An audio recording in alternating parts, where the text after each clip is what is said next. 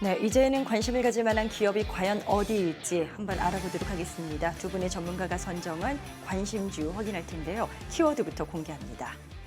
자, 먼저 노후민 전문가의 키워드입니다. 어떤 걸까요? 화장품을 준비하셨네요. 화장품 섹터에서 선정하셨다는 이야기인데 그렇게 고르신 이유가 있을까요? 네, 제가 지금 이제 화장품 섹터를 보고 있는 이유는 세 가지입니다. 일단 첫 번째는 2024년 이후로 이제 북미라든지 일본 시장의 매출이 점진적으로 확대되고 있어가지고 이전에 이제 중국의 한한령 제재로 인해서 이제 제재받던 이제 실적이 이제 회복세에 올라갔다는 부분이고요. 두 번째는 이제 한한령 해제가 임박했다라는 점입니다. 물론 지금 공식적인 발표는 없지만은 최근 이제 중국 내에 한국의 이제 콘텐츠라든지 광고 노출이 늘어나고 있고 이제 문화라든지 소비 전 분야적인 부분에서 이제 그런 이제 해빙에 대한 분위기가 감지되고 있기 때문에 화장품 업종이 대표적인 수혜 업종이라고 부각받고 있습니다. 또한 이제 세 번째로는 시장이 지금 이제 흔들리고 있고 시장이 좀 이제 하락하고 있는데도 불구하고 화장품 관련주들은 꾸준한 수급 유입이 이루어지고 있다는 점입니다. 그런 부분에 있어가지고는 실제로 이제 기관 중심의 매수세가 이제 계속적으로 포착되고 있고 이 부분 자체가 뭐 업황의 단순한 기대감뿐만이 아니라 이제 구조적인 흐름으로 받아들여지고 있다라는 그런 신호로 해석하고 있는데요. 그래서 저는 이제 지금이 화장품 업종이 가장 이제 관심을 가져야 될 시기이지 않을까라고 판단하고 있습니다. 저희가 이번 시간도 계속해서 그 관세 이슈를 이야기해 보지 않았습니까? 화장품 산업은 이 관세 충격에서 괜찮을까요? 이제 화장품 같은 경우에도 지금 이제 3월 달까지 이제 잠정 실적을 이제 발표하는 거 보면은 이제 1.5조까지 이제 매출이 이제 확인되고 있는데 이와 같은 수치는 전년 대비해 가지고 10% 이상 상승한 수치이기 때문에 이 부분 자체가 계속적으로 화장품이 올라갈 수 있는 그런 기대감을 만들어 준다라고 생각하고 있습니다. 더구나 한한령 이전에 이제 중국의 이제 제재로 인해 가지고 굉장히 이제 화장품이 많이 떨어진 부분이기 때문에 지금의 실적이 올라오는 그런 측면이 훨씬 더 이제 기대감이 높은 측면이라 보고 있고 더구나 뿐만이 아니라 이제 K 미용 기기에 이어서 이제 의료 기기까지 이어지고 있는 부분이기 때문에 앞으로 이런 관세 충격에도 이제 펀더멘탈이 튼튼한 부분을 이제 활용을 해서 주가 역시 버티지 않을까 이렇게 판단하고 있습니다. 네, 또 다른 시각은 혹시 없는지 같이 한번 여쭤보겠습니다. 박상훈 전문가께서는 노은민 전문가가 선정한 화장품 섹터에 대해서 투자 견해 또 어떠신지요? 네, 일단 전체적으로 실적이 좀 두루 성장세를 좀 보이는 기업이 화장품 업종이 좀 대표적이지 않나 이렇게 좀 생각을 합니다. 뭐 기업마다 좀 차이가 있겠지만은 특히 이제 K뷰티가 이제 계속해서 선호도가 좀 높아지고 있기 때문에 지속적인 이제 성장 잠재력이 좀 충분하다고 좀 보고 있는데요.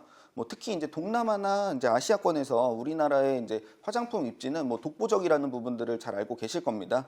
근데 이뿐만 아니라 이제 미국이나 이제 중동 국가에서도 이제 수요가 좀 폭발적으로 좀 늘어나면서 실적 개선세를 좀 높여가고 있는 추세인데요.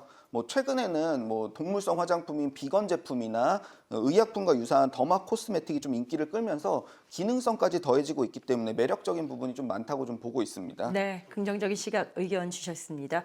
저희가 관심주에 대한 종목명은 카카오 채널에서 공개합니다. 방송을 통해서는 각각 선정하신 관심주에 대한 그 힌트가 나간다는 점 참고해 주시고요. 자, 노우민 전문가님, 어떤 기업인지 화장품 내에서도 어떤 기업인지 힌트를 좀 주셔야 될 것 같아요. 네, 제가 네. 소개해드릴 것은 이제 색조 화장품으로 굉장히 좀 이제 집중된 브랜드인데요.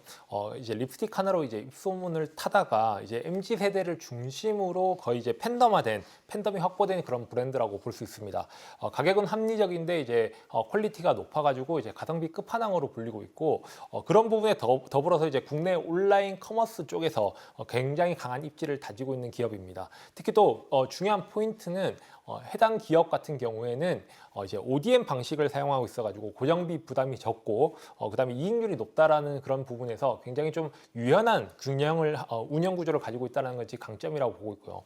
두 번째는 이제 중국 색조 시장이 지금 최근에 이제 올라오고 있는데 중국의 온라인 유통 채널을 보유하고 있고 글로벌 K뷰티의 소비 회복 흐름과도 맞물려서 올라갈 수 있다는 포지션을 보고 있습니다. 그래서 국내외 모두 다 이제 업사이드가 열려 있다라고 생각하고 있고 지금의 조정이 끝나고 좀 이제 한한령이 해제가 된다면 현재의 주가가 이제 13,000원 넘어가지고 14,000원까지도 가능할 수 있지 않을까 이렇게 판단하고 있습니다. 알겠습니다. 그 기업에 대한 힌트를 들어봤는데 어떤 기업인지 종목 명이 궁금하신 분들은 필살기 고수 외전 채널을 카카오에서 친구 추가하시면 되겠습니다. 자, 이번에는 박상훈 전문가의 관심주로 넘어가 보겠습니다. 키워드부터 만나보시죠. 자, 이번엔 반도체가 등장을 합니다. 이쪽 섹터에 관심을 가지신 이유가 뭘까요? 네, 일단은 지난해 하반기부터 이제 안정적으로 좀 재고를 소진시켰고 AI에 대한 수요가 좀 다시금 확산되면서 25년도에는 반도체 섹터가 성장 국면에 좀 돌입할 것으로 좀 전망되기 때문에 제가 핵심 업황으로 좀 선정을 했습니다. 뭐 올해 이제 AI 인프라 투자와 이제 고성능 메모리에 대한 수요가 이제 업종 성장을 좀 견인해 줄 거라고 좀 보고 있는데요. 특히 HBM이나 DDR5 그리고 첨단 파운드리 양산 같은 고부가 가치 제품들이 이제 성장세를 좀 기대할 수 있다고 좀 보고 있습니다.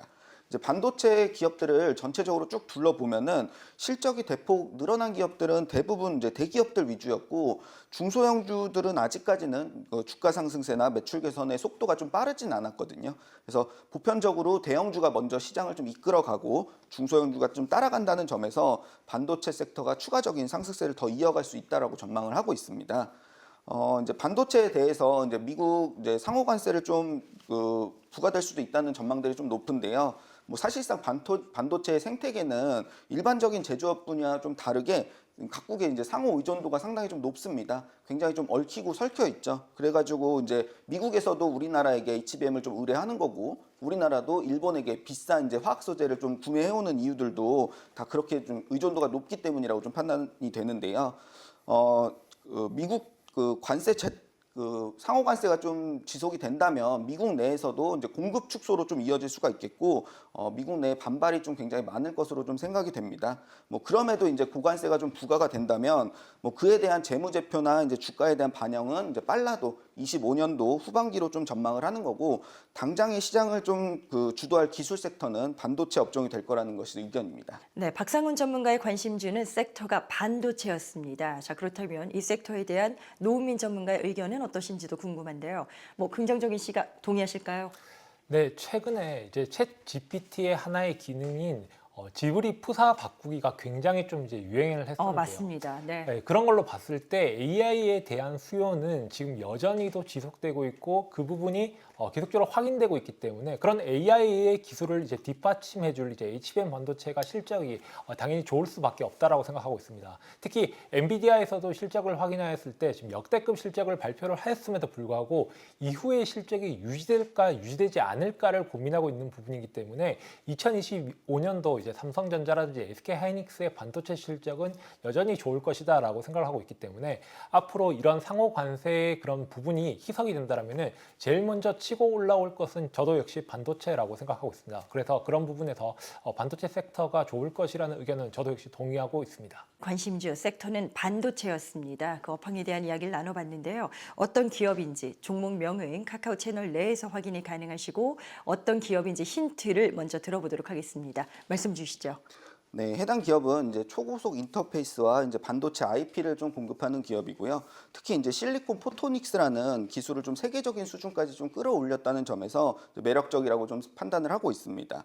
뭐 이는 이제 전기적인 신호를 빛의 신호, 그러니까 광반도체로 좀 전환시켜서 속도를 좀 수십 배까지 끌어올리는 그 기술인데요.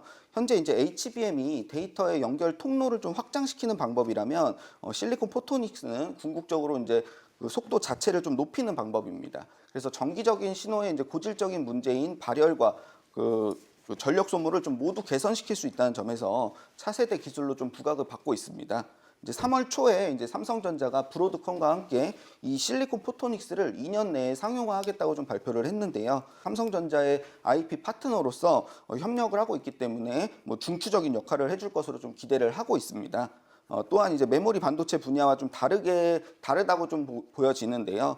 첨단 AI 그 반도체 기술로서 이제 중국과 이제 패권을 좀 다투고 있는 미국 입장에서는 우선적으로 좀 선점을 해야 되는 요소라고 좀 판단이 됩니다. 그렇기 때문에 상호 관세에서도 좀 자유로울 수 있다는 게 저의 생각이고요.